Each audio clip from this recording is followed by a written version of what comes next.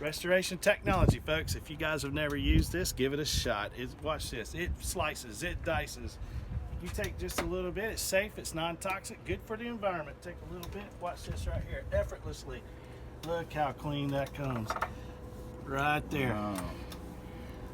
And watch this. Let me get a little bit more on there. Look at that. Oh, look at that. Look, without even trying. This is a pretty clean cord, but you can see. And you want to try it on your new tender? Yeah, Just give it a shot. Absolutely. Just put it on a little spot. It's safe. Yes, Billy, I was going to say that cord's almost brand new, but this tender is 19 years old. What can you do with this?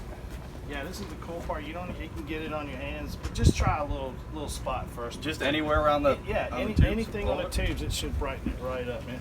Put you a little bit on there. Oh wow! Holy mackerel! Right. Restoration technology, folks. Right here, you got it. The price for that tender just went up. You get fenders, anything that gets scuff marks. Man, this stuff works.